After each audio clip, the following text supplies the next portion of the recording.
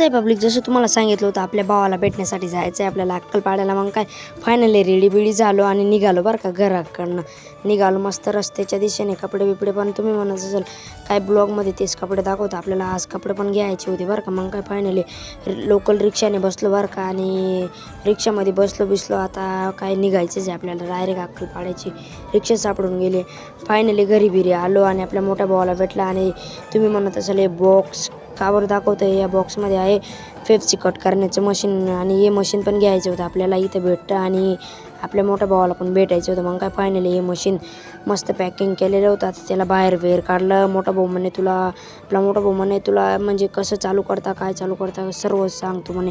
आणि आपण फेफच्या विकतो बरं का, कारण आपलं किराणाचं दुकान आहे. आणि ही पॅकिंग तर बघा केवढी पॅक केलेली होती, माझ्याकडनं तर काही सुटतच नव्हती. मग काय आपल्या मोठ्या भावाला सांगितलं. म्हणतं भाऊ कशी पॅकिंग केली म्हटलं, हे तर सोडून दाखव. मग काय आपल्या मोठ्या भावाने फायनली पॅकिंग सोडून टाकले. आणि मस्त त्याला चालू पण करून दाखवणार आहे आपल्या मोठा भाऊ. आता म्हणजे सर्विस मोठ्या भावाकडनंच करून घ्यावं लागेल आपल्याला आता. मग काय फायनली त्याला बाहेर काढला आणि त्याचे कागद साईडला केले बरं का.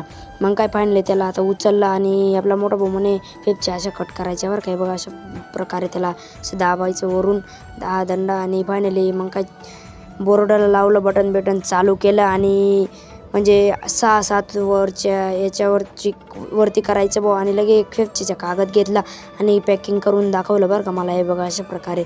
मग काय फायनली हा कागद पण पॅक झाला बरं का. हे बघा अशा प्रकारे अजून पॅकिंगच चालू आहे. आणि हे बघा अशा प्रकारे कागद पॅक झाला बरं का. हे बघा अशा प्रकारे पॅकिंग होती बरं का त्याच्याकडनं. आणि फायनली मस्त अशा प्रकारे फेफची पॅक झाली. आणि लगेच जसं पॅकिंग होतं तसं पॅकिंग करून टाकलं बरं का आपल्या मोठ्या भावाने. म्हटलं बरं झालं आता. आणि आपल्या मोठ्या भावाला पण भेटलो आता मशीन पण पॅक करून टाकलं आपल्या मोठ्या भावाने. जसं होतं तसं आणि घे भाऊ म्हणे आता. मग काय फायनली मशीन घेतला आपल्या मोठ्या भावाच्या हात पण घेतला बरं का. हे बघा अशा प्रकारे. आणि फायनली संध्याकाळी गच्चीवरती आलो बरं का. आणि मस्त गच्चीवरती आलो तर वातावरण बघा कशा प्रकारे होतं वातावरण. एकच नंबर होतं. आणि तर आज आहे ना थोडा ब्लॉग मोठा झालेला आहे बरं का.